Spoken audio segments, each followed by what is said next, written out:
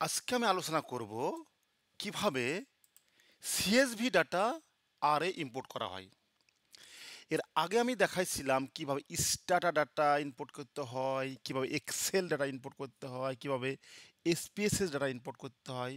তবে আজকে দেখাবো কিভাবে সিএসভি ডাটা ইম্পোর্ট করতে হয়।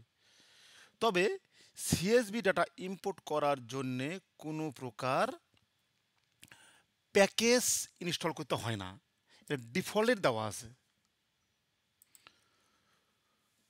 তো প্র্যাকটিসের জন্য আমি ভিডিও ডেসক্রিপশানে একটা লিঙ্ক দিয়েছি। এই লিঙ্ক থেকে আপনারা ডেটাটি ডাউনলোড করে নেবেন। এই লিঙ্কে ক্লিক করলে এইরকম একটা উইন্ডোজ আসবে। সেখান থেকে এই যে দেখুন এইখানে ক্লিক করলে ফাইলটি ডাউনলোড হবে। এই ফাইলটি আপনারা এবিসি ফোল্ডার রাখবেন। চলুন আমরা কিভাবে ইম্পোর্ট করতে হয় দেখাই। ধরেন আমি দেব S3,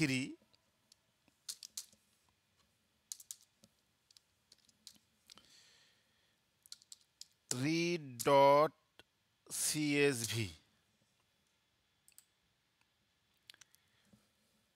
কোথায় আছে? আছে হচ্ছে ডি ড্রাইভের ডাটা আছে আমার।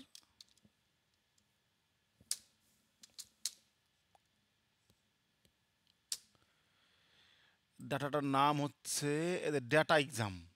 এইটা আমরা এই ডাটাটা আপলোড করব। তো এটা আমি একটু নামটা এখান থেকে কপি করে নিয়ে যাই, Ctrl+C দিয়ে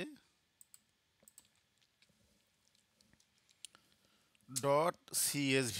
এই হয়ে গেল। এখন যদি আমরা রান দেই, দেখি কোথাও ভুল হলে কিন্তু রান হবে না। আমি আগে রান দেই। আচ্ছা, রান হয়ে গেছে, ভুল হয়নি।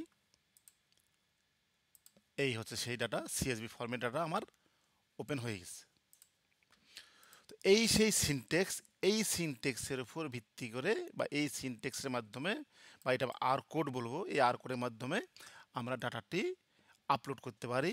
আর এ কোথা থেকে? সিএসভি ফরম্যাটের থেকে। তো সবাইকে অসংখ্য ধন্যবাদ। নেক্সট সেশনে আবারও দেখা হবে। আসসালামু আলাইকুম।